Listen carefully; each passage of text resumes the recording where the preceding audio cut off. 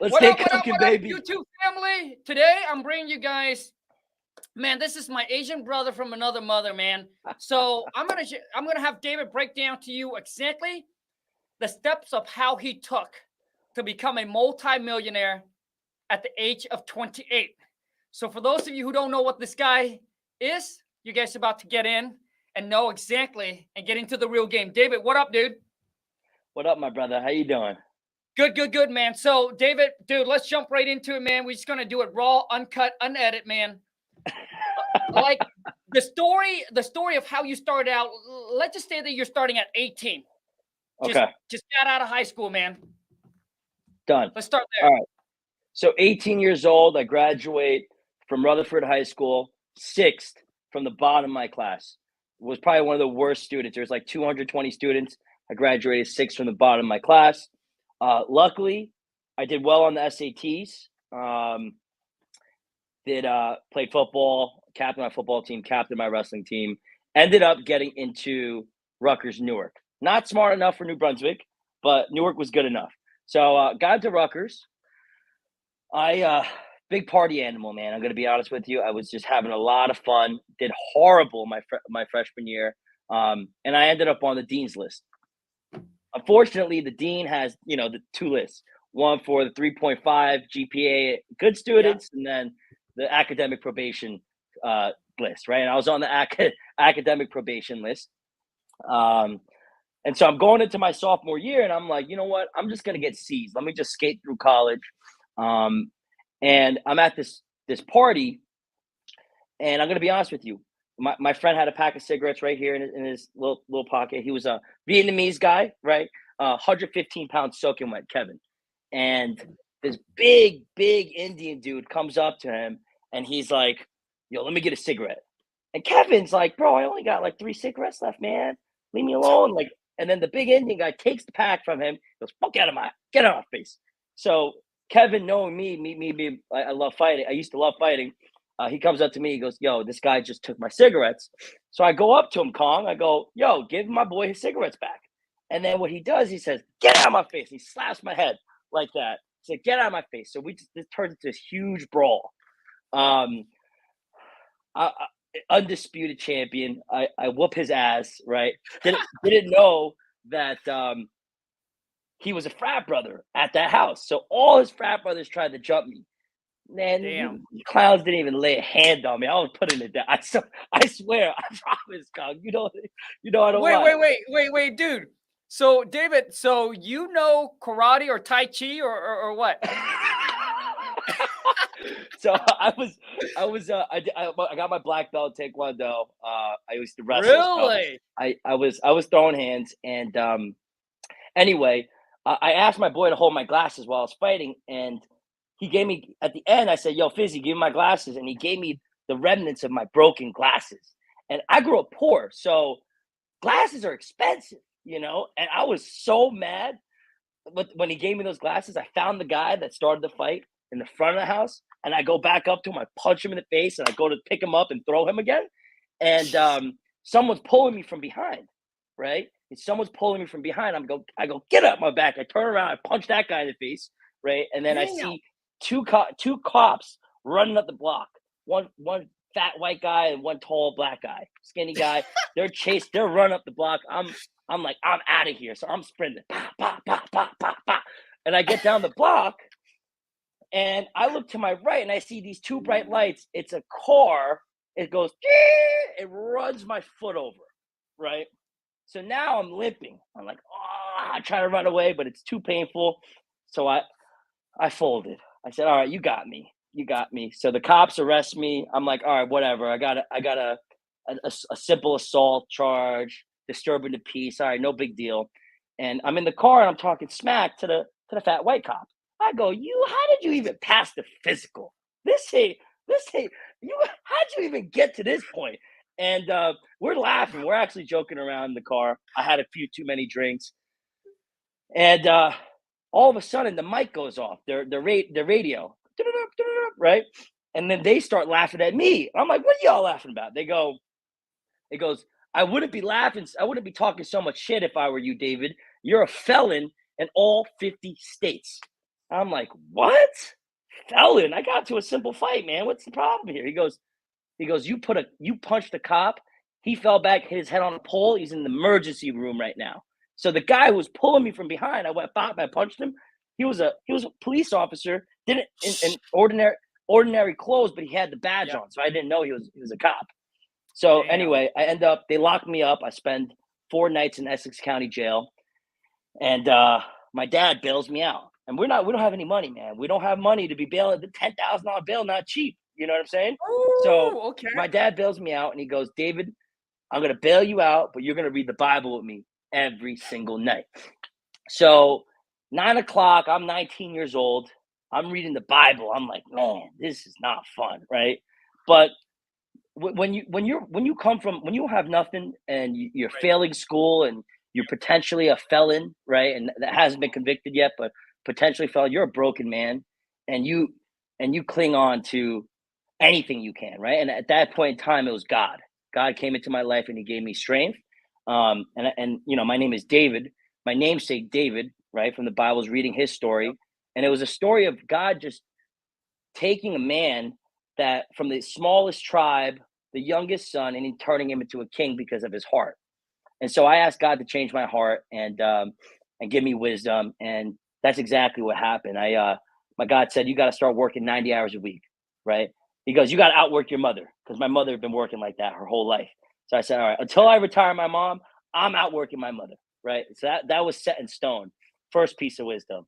And I was working like a dog, man.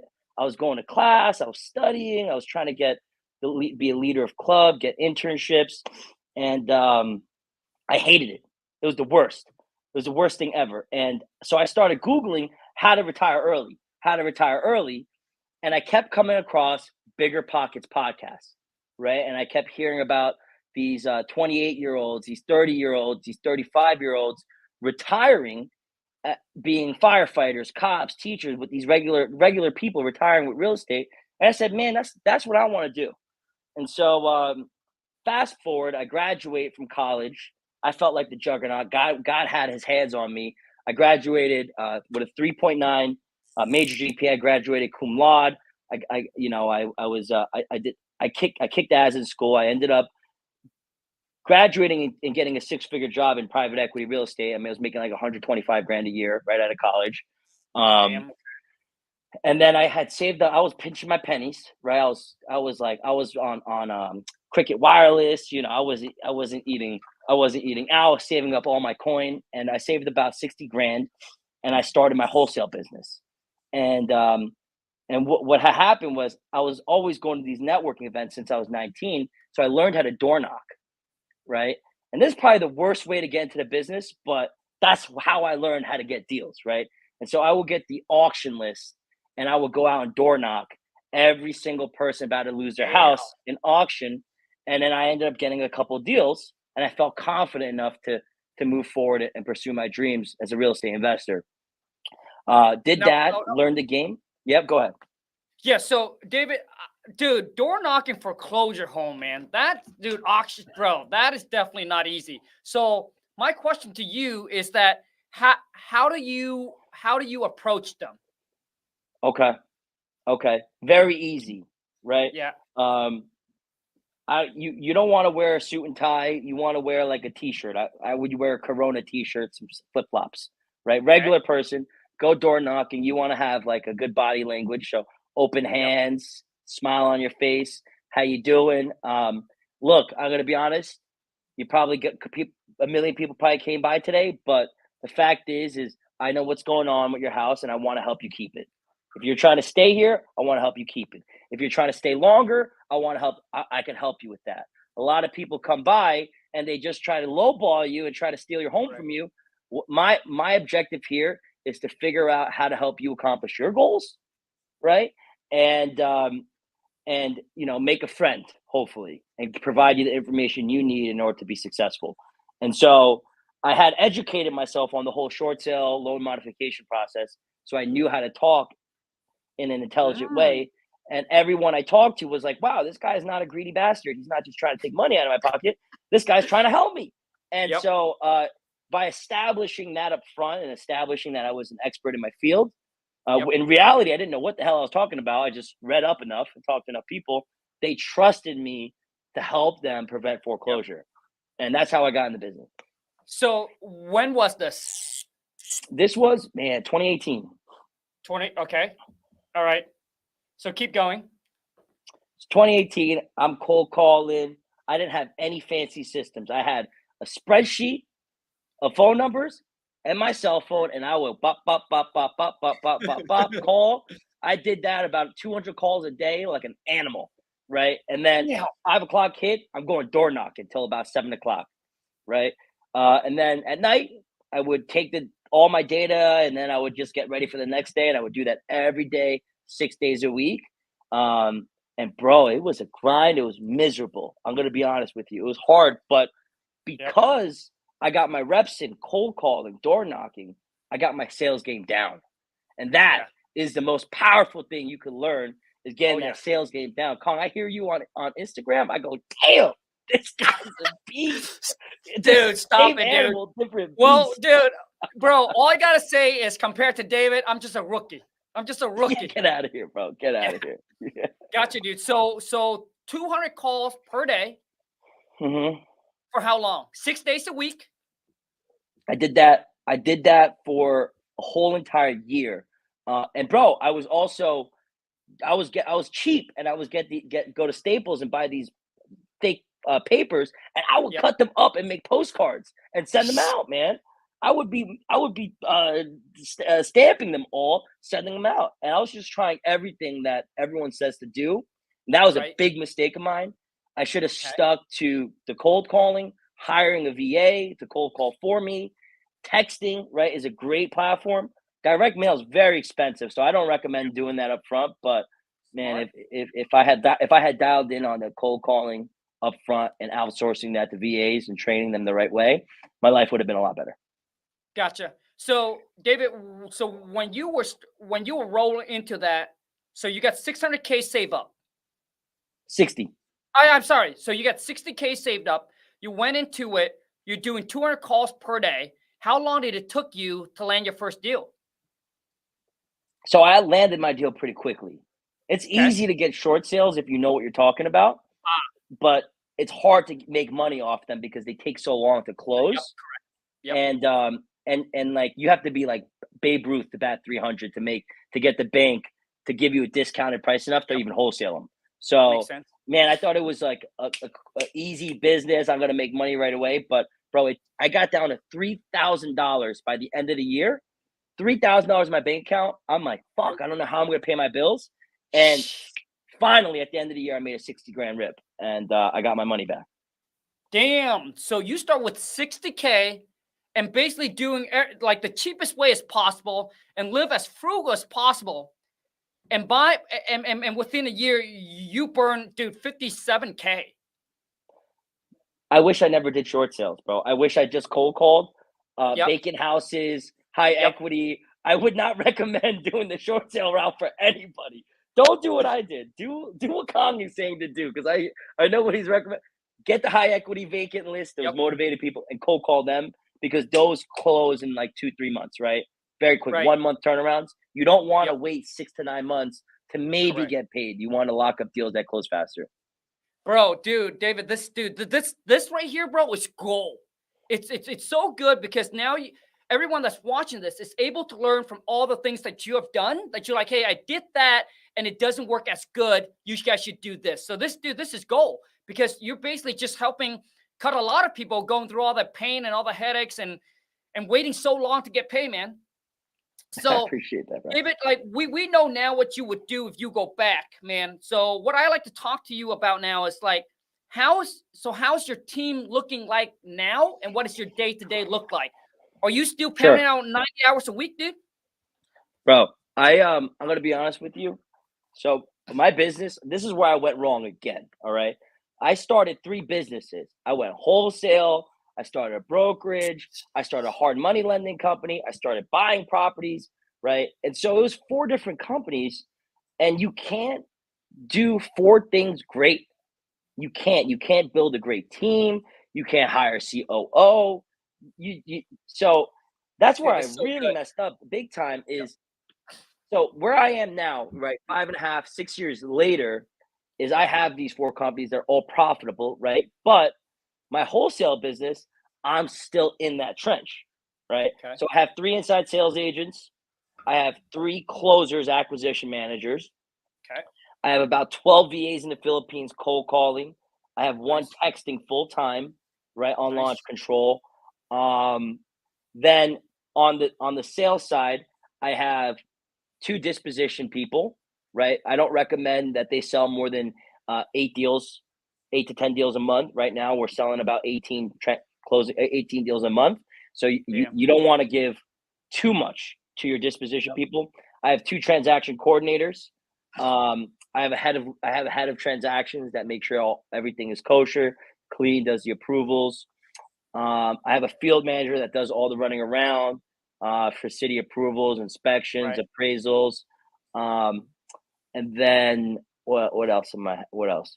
Yeah, that's pretty much it. And then we have a sales manager, and then we have like a CSO that works for all the companies. Got it. So David, you said it when you starting out, you were running your wholesaling, your brokerage business, your Harmony lending business. What else? Because you said 4, right? And then I started taking all my cash and buying multifamily, which is Got it. good. I don't recommend not doing that, but Yep. it certainly deviates from the focus. Got it. So the thing, David, like what there's a saying that, millionaires have 7 different streams of income. And, because of everybody listening to so many people saying all of that over and over again, but I can tell you right now, millionaire became millionaire with 1 stream of income. And then after that, they became a multi-millionaire. Then they start to build, right? That's when they have multiple streams of income coming in and became a multi-millionaire. But you started out with, dude, just focus on one thing. And I think a lot of entrepreneur, we want to do a lot of stuff, right? Because we get bored doing one thing. And then we're just seeing so much opportunity that we want to do them all. So David, so I want to go back to getting people focused in and zone in on doing that one thing, man. So are you saying that that's also one of your mistakes is to trying to build so many companies, so many businesses at the same time? Brother, I started an e-commerce business. I started a car flipping company. I started raising capital for deals. I did so much stupid shit I wish I never did. If you want to really grow and blow up, man, just focus on one business and build a great one, right? You have training guides, you have process maps, you have KPIs, you have the right people in the right places, you're paying them well, right? You want to focus on just one business. If I had done that, I think I would have been 3 times ahead of where I am right now. I really believe that. And the thing is, David, it's not just you, but I think all of us. I think a lot of majority of the entrepreneur that I ran into also have kind of the same issue.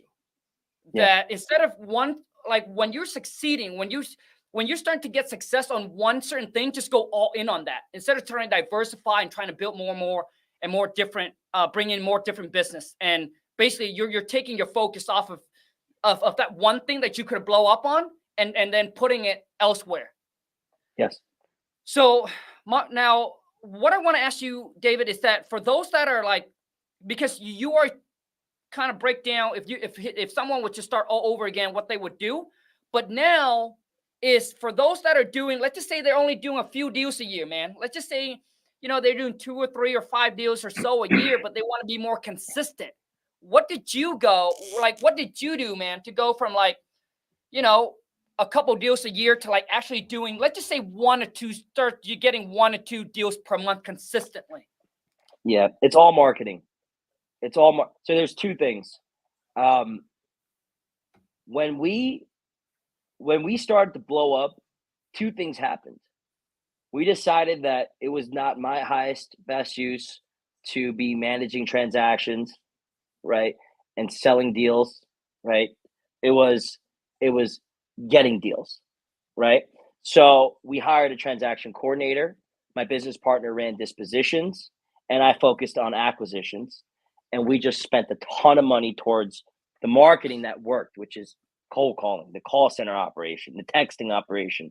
Those things, if those things made a huge difference to my bottom line, because now I'm not going out and fixing, I'm not drafting up addendums, I'm not coordinating closing, I'm not ordering title, right? This was all stuff that was done for us by the hire that we made, and we hired a really good person that did it for a long time. That allowed me to just focus on calling leads and locking up deals. So now I'm getting 15 leads a day, and all I'm responsible for is bringing in 2-3 deals a week. I could do that full-time salesperson with leads coming into my CRM. I'm locking up 2-3 deals a week. Bottom line, right?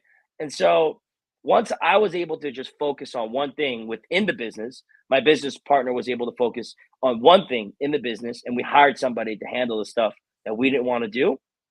Okay. That's when we started to see 6-figure weeks, 6-figure months, and was able to start saying, okay, I got my acquisition thing dialed in. Let me hire an inside sales agent to set me up on appointments. All right, now that we have that dialed in, let me hire an acquisition manager to help close deals because we're getting too many leads, right? And then once that was dialed in, and Eric, my partner, he needed help on dispositions, we'd hire somebody for dispositions, right? Now we have too many deals for one transaction coordinator. Now you hire somebody else. But the key thing is that you need people in designated roles, and that person needs to be accountable for either bringing deals in, selling deals, and closing deals, right? And once you have ownership of that one department, then you really start to see it grow. People that flatline are kind of doing everything, right? And that never really works. Gotcha. Now, for those of you who wants the text company that David used and I used, I'll leave the link in the descriptions so you can go check it out. Now, David, I want to talk to you about like buy and hold, because I think this is a lot of, like, to me, man, until you get to a certain point of your life, certain income, that's when you buy and hold. So for the people that are just doing, well, let's just say that they start out, they got 20K, 30K in their bank. They want to wholesale, but they also want to buy and hold. What is your advice, David? Don't buy and hold. You got no money, man. Don't do that.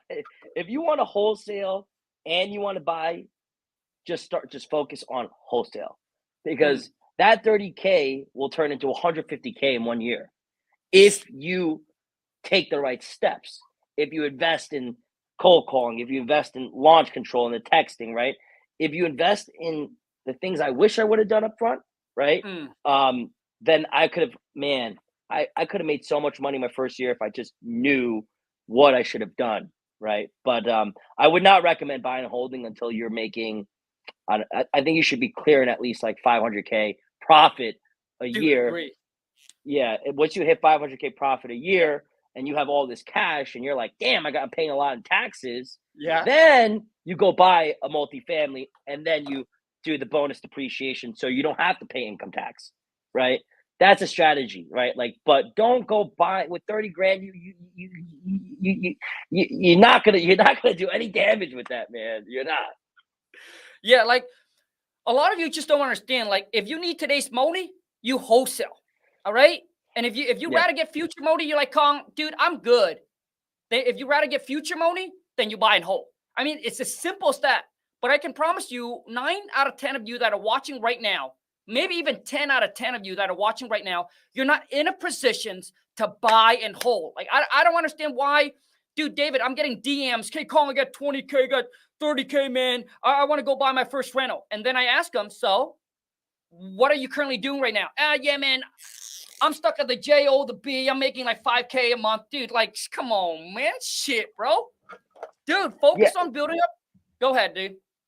Yeah, I mean, like, look, like, it's true, right? Like, if you want to stay at your job and you want to save your money and buy real estate, I think it's a better investment than the stock market. Do that. But if your intention is to get out of your job to financial freedom, then you ought to learn wholesaling, right? And then invest in real estate. But if you like your job and you're comfortable and you want to play it safe, stay at your job, take that cash and buy multifamily. But if you want to have some real outsized growth and really hit like big numbers, you have to take the risk to get. You got scare money don't make no money. That's Scare really money what it don't comes make down no to. money, baby. No, David, man. So for those like you're talking about later on when you have gotten to, let's just say that now that I've made about 500K in my business, it could be wholesaling business, it could be whatever business that you guys are doing right now. So now that I want to go buy some real estate, man, what's your advice? Single family, multifamily, apartment, commercial? What is it? It's, I would say, that's a tough one. Everyone says that the bigger the better, right? Like that's a saying, but it's not true. They say, oh, it's just like a couple zeros behind it. It's all the same. They're full of shit. It really is harder. It is harder to do bigger deals. You're going to have to educate yourself on different ways to value properties. 1 to 4 family is different from 5 to 10, and 20 to 100 is a different ball game, right? So what I recommend is if you have 500K sitting in your bank account, go for a single. Go buy like a 3 family, right? Do that right. Get a good team in place. Get a good contractor. Figure out the lending. If you have like man, this is a tough question. I would say get like a couple singles down, 2, 3 families, 4 families, and then after you all your bases are loaded and you feel like you know what you're doing, go out and buy yourself a 5 to 10 unit, 20 unit. I think that's what I would recommend. Dude, I mean, David, I agree with you 1000%. See, a lot of you guys don't understand. Like when you new into the real estate game, let's just say that if you do make a mistake, dude, you make a mistake on a 1 unit, on a 2 units, on a 3 units, on a 4 units. It's the smaller mistakes, right? And let's just say that you bought the property, you underestimate whatever it is, and then something happens.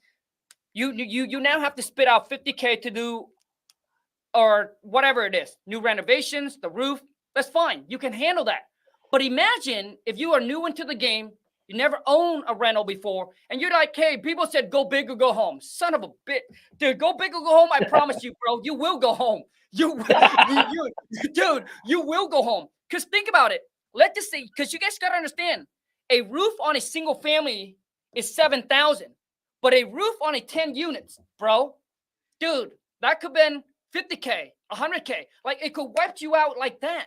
So which means if you go bigger, you just have to have bigger reserve, man. You got to make sure you have a bigger reserve.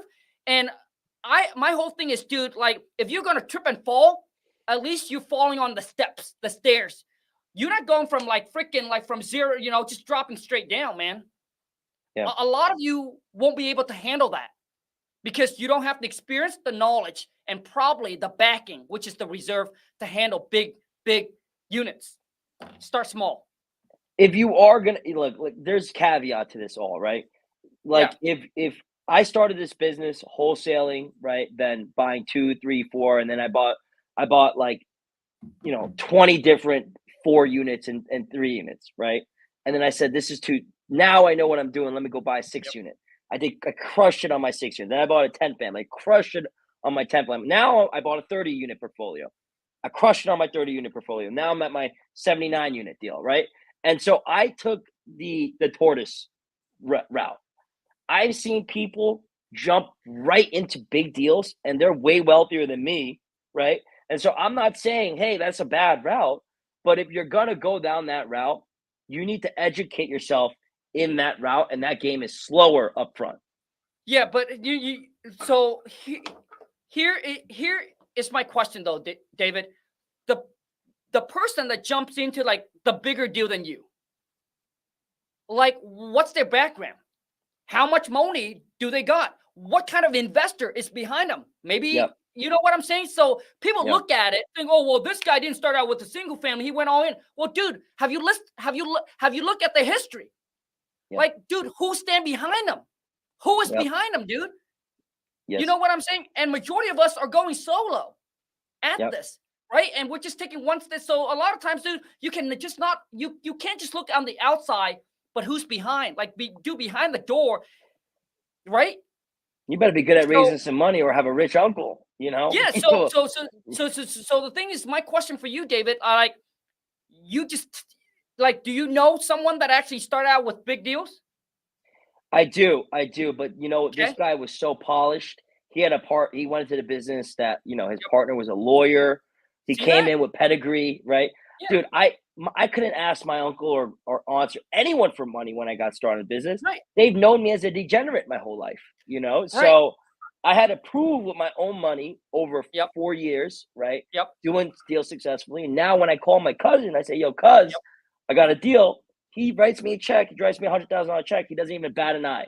He doesn't even need to Right. sign anything. He knows Right. we're good, right? But Correct. So, it took time.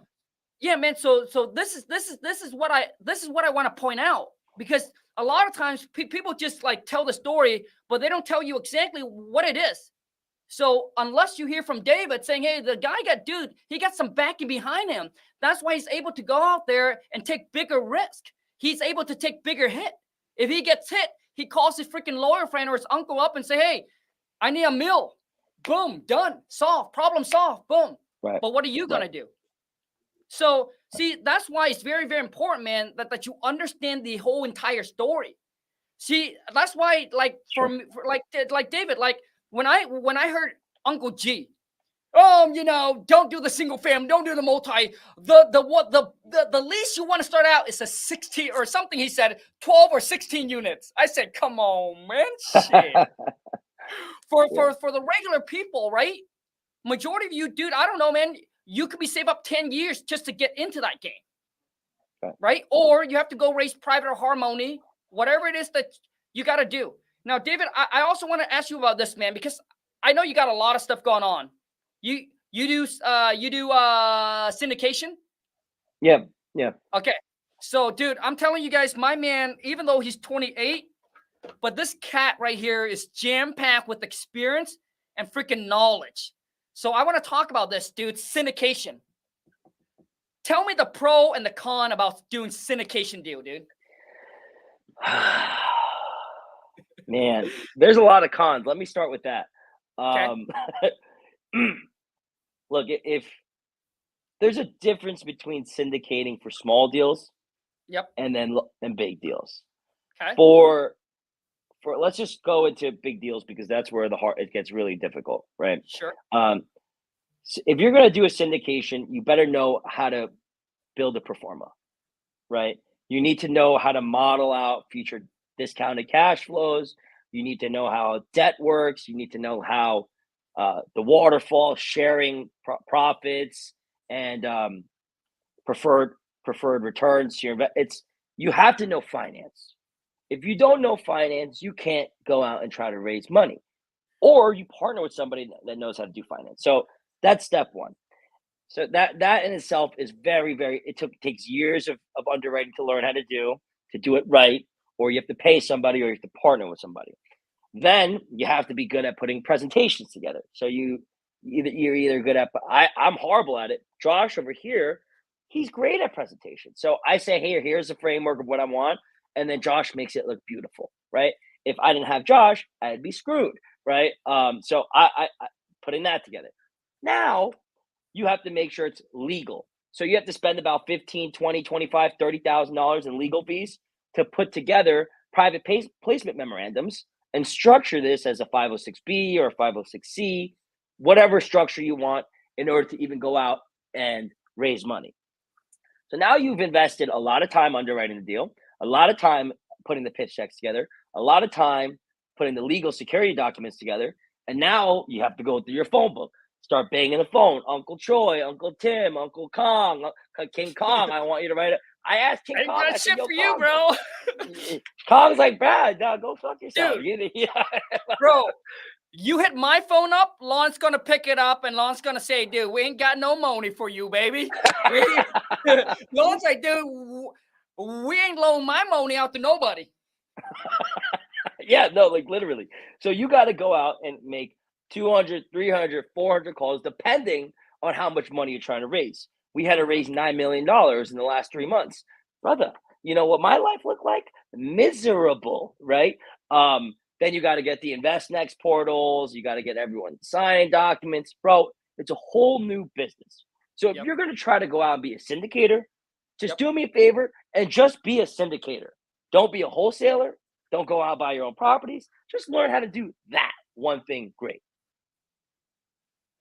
It's a Damn. lot of risk. There's a lot of reward, but those paydays don't really start to happen until you start selling, which is 3 to 5 years out. So it's every business has its pros and cons. Wholesaling, fast money, you can make a ton of money really quickly, buy your own real estate with the cash you make. Syndications, you typically need to wait 3 to 5 years to start seeing the wealth because you don't start getting paid until you sell these buildings.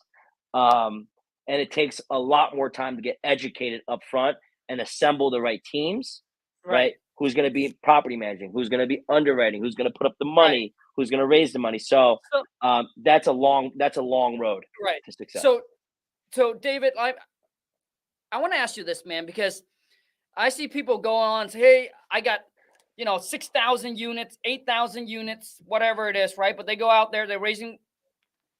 Dude, how much do those people actually make, bro? Like percentage wise? So I have friends that own 6,000 units, but they own like 0.0 like 1%. Like they own such a small percentage of it all that it doesn't. I could buy a 3-family and have more wealth than them. So basically, what it is, you guys, it's just a bragging right?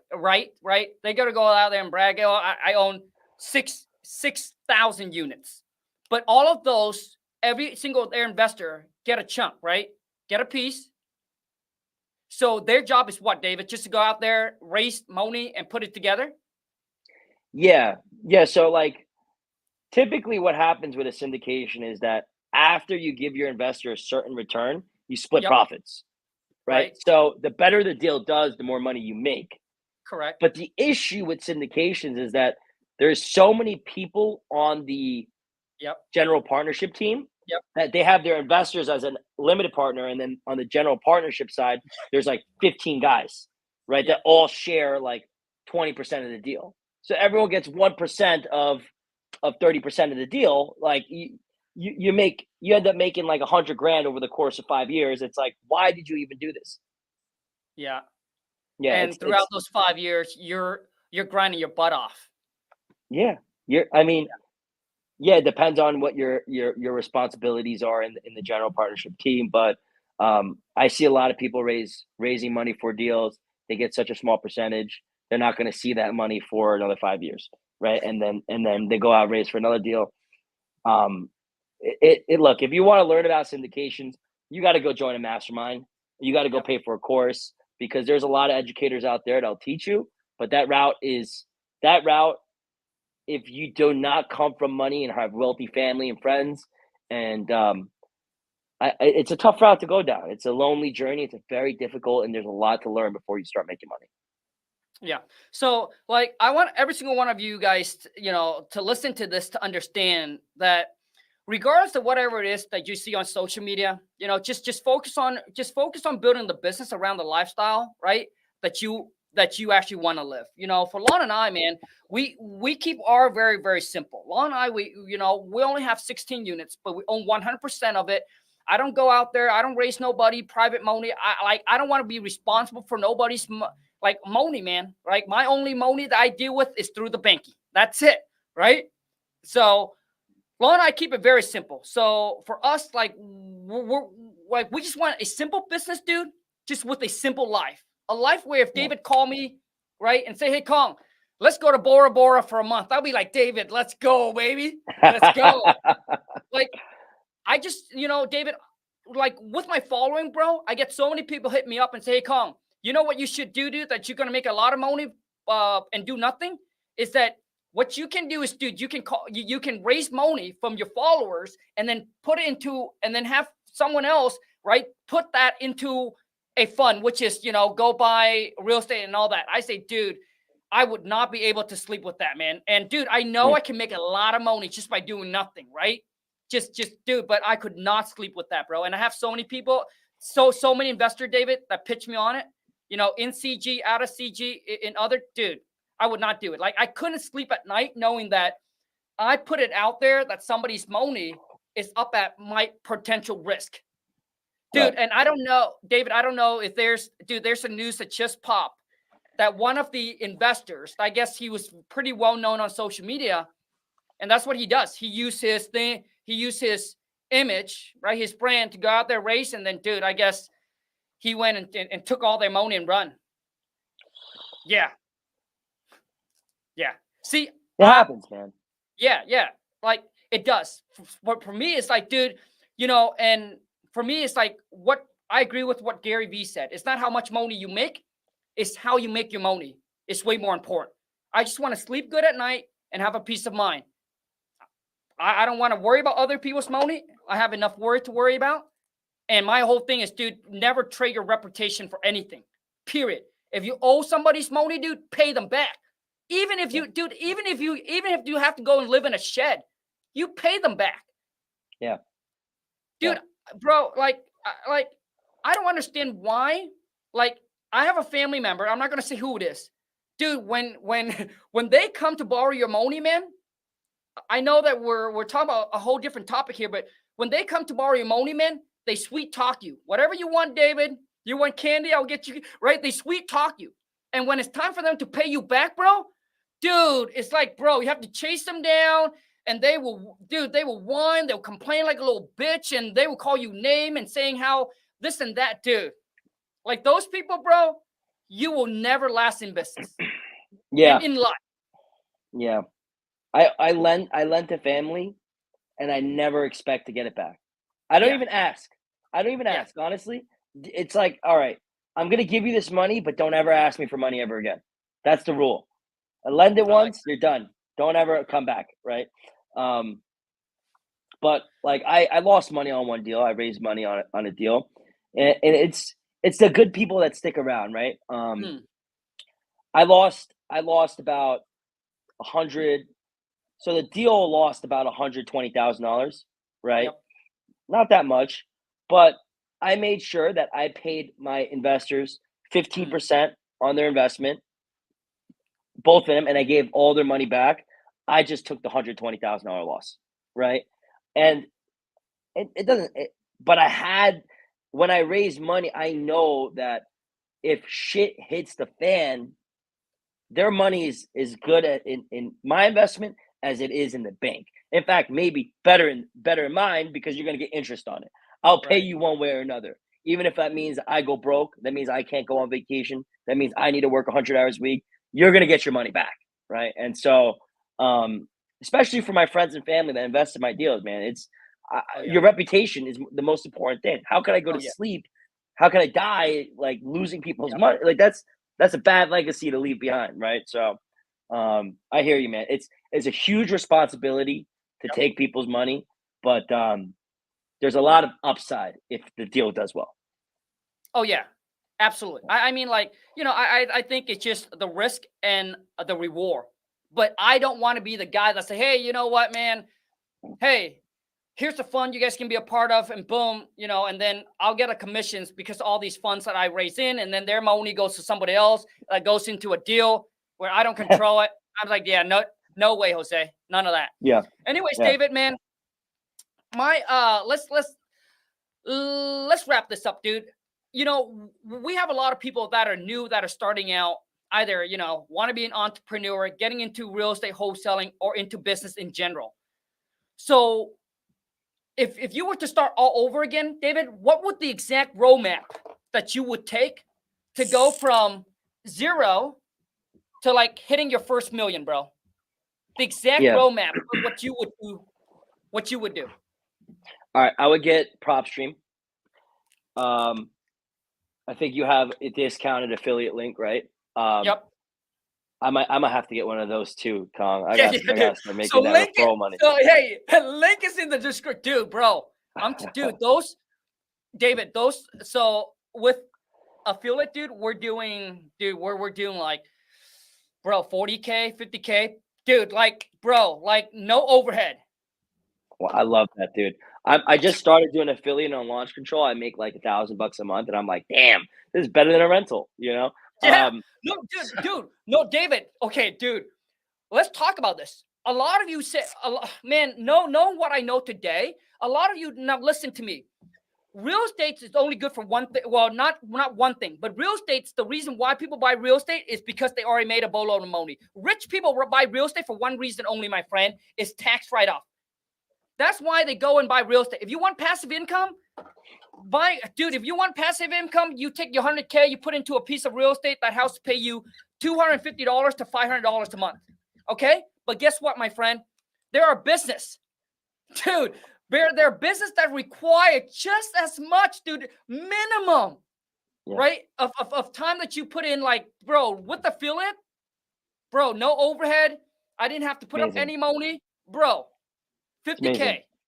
50K Yo, a you month. should get no on overhead. You should get on Town Squared affiliate too. Yeah, man. I like it. So Town Squared's good. I did talk to them, but yeah. Anyways, it's okay. I'm just not feeling that route. But I'm telling you guys, they're a business where if you just, dude, they're a business. If you want to make like $5,000 a month, even with wholesaling, David can now put a team in, dude, he can probably do it. He probably didn't even need the show to work. If his goal was only, let's just say if his goal was only to make $20,000 a month from his wholesaling business, David, do you like how many hours do you think you have to put in if you want to make $20,000 a month from your wholesaling business right now? Nothing. Yeah. Right? Yeah. So yeah, that's, no, I mean, I would not, honestly, I'd have to maintain, I'd probably say 5 hours a week. Yeah. See that? 5 hours a week. To me, dude, that's almost like, to me, there's no passive. Even with your rental, my friend, even with affiliate, I would have to do a video. I would have to promote it. There's no such thing as just lay back, man. Right? But 5 hours a week, making $20,000 a month, bro, to me, that's pretty passive. That's like, dude, that's nothing. Right? So the roadmap, right? Yeah. So what I would recommend is you got to get a cold call script. Okay. How to cold call. Yep. And then you need to get a script for how to close and negotiate. Yep. Right. Ideally, you get a breakdown of all the objections and the rebuttals that you could use. Right. Yep. You need that shit, and then you need to train it. You need to internalize that script. Then after you got the sales game down, you role play with your mother, you role play with your girlfriend, you role play with your wife, whatever it is, till you sound natural. Then you get data on PropStream, whatever town you're in, right? I would pick the count like a few cities, like 1 or 2 cities around you, start local that are marginalized areas, right? Areas where there's a lot more distress, a lot more shootings, a lot more break-ins, a lot more burglaries, a lot more, like, good. You want to go after areas that have more distress because they're going to be more discounted deal opportunities. So I go on PropStreet, figure out those towns that are near you. I'd buy every single high. I would download every high equity person in that town, right? All 1 to 4 family. Yep. Then what I would learn is, before you start even calling, let me take a step back, is in those towns that you're in, figure out what renovated 1 families are selling for, renovated 2 families are selling for, renovated 3 and renovated 4, so you know what the ARV is. That way, you know what, instead of having to do research every time to look up sales comps, you already know, so when you're on the phone, you can negotiate right away. Instead of, hey, you know what, let me get back to you in 20 minutes, research and call them back. Now you have an idea of what you could pay right on the spot, right? So I would do that. I'd buy the PropStream data of the areas, the marginalized areas near you. High equity, I would do like 50% equity and up, maybe even 30% equity and up, right? Because appreciation has occurred. Then I would dump that into a dialer. Smart dialer, smartphone's good. There's a bunch out there, honestly. Which one do you use, Khang? For dialer? Yeah. I think we use batch leads. Batch leads? Okay, yeah. So I would get a dialer and just dump it in there. And I would spend the first 3 months cold calling yourself, right? Get that script down, get it good, right? Learn how to negotiate. I think if you did that consistently, like 10 hours a day, 6 days a week, if you can't get a deal, that means, brother, you're not a salesperson. And you maybe need to find a partner that's a salesperson. Really, that's really what it means. You don't have to be the greatest salesperson, but you must have sales in your blood or someone on a team. Lock your deal up, right? And then now you have to learn the disposition process. So in the same thing, the same county that you bought PropStream data from, I would get all cash buyers from PropStream in the area on PropStream, download it, skip trace it. I use Lead Sherpa. If you skip trace more than 1,000 or 1,500 records, you get discounted pricing. I use them; they're pretty good. And then what you want to do is take all those cash buyers, dump it into a platform like Simple Texting, right? Yeah. And then just say, hey, I got an off-market 2-family. I'm asking 250, ARV's 500. If interested, send an email. And then when they send the email, you send them a message, right? And then now this is the legal. I forgot to talk about the legal stuff, but you need a contract, like a contract that you're going to use with the seller that gives you a lot of outs, right? If you blow on the property, you can back out kind of contract, right? Yeah. You want to get that one in place. You want to have a lot of backouts. And then you want an assignment contract that says basically it's like an FU contract to your investor. If they got to put up a non-refundable deposit, they need to close at this time frame or you're taking their deposit. People are accustomed to this, so it's not hard to get done. But you need an assignment contract and you need an underlying contract, and you need to memorize them, and you need to understand them, and you need to familiarize yourself with the legal terminology. Once you have that in place, at this point, if you have an attorney that can help you or someone that knows how to close deals locally, each state has a different way to close deals. But after that, you just need a good title company, and you put the two pieces of paper together. You say, you bother the buyer every once in a while. When are we going to close? You call the seller every once in a while. Here's some updates. And then you close, and then you get a 30, 40, 50 grand check in the mail. That's it. You do that enough times where you say, oh, wow, I got my scripts down pack. Let me hire a cold caller now. Now you're getting leads made, right? So now you're good. You're getting deals, and you feel good. Now you have enough cash to hire a transaction coordinator that does all the work for you, right? And then maybe what you do is you hire an acquisition manager to now lock up deals for you, and you work your way into dispositions full time. Then and what the sell deals. Now that you have the dispositions down, you have the sales scripts down, then hire somebody in dispositions, right? And then you evaluate what's hurting. Is it leads? Is it my sales conversion ratio? Is it my disposition person? Is it my transaction coordinator? And then you just start putting fuel in those departments where you see fit in order to get to $1 million. But in order to get to $1 million a year is pretty easy. It's actually pretty easy. You just need to dial in on marketing, acquisitions, dispositions, and transactions, and you need to continually improve them 1% every single day. And once you get to the point where you're closing 30 deals a year, you're at $1 million. So, David pretty much just dropped the whole entire course right there, dude. Dude, you just dropped the whole entire course right there, man. So, anyways, David. So, for those that wants to learn more, man, and real estate is the game that they want to play. Once again, I'm telling you guys, man, dude, David, even though he's 28, but this guy, man, is jam-packed with knowledge and experience. So, David, how can they go and follow you, man? Where can they find you? I appreciate that. It's David Choi, DavidChoi.biz. You follow me on Instagram, TikTok. You could text me. If you got deals in my neighborhood, send them this way. 201-973-7029. Damn, you dropped your phone number too, bro? Send me the deal. I'm hungry. I want more. All right, guys. Hey, David, first off, man, I want to say, dude, thank you so much for the time. I appreciate you jumping on, dude, and spend like an hour with us and just giving everything you got, dude. Appreciate you, bro. Love you, man. Absolutely. Hey, anytime, Khang. Anytime. Take care, dude, and I'll see you at CG. Yes. Later, bro. Anyways, guys, thank you so much. I hope this add a lot of value to you. If it does, be sure to, boom, smash that thumbs up. If you're new to the family, be sure to, boom, smash that subscribe button.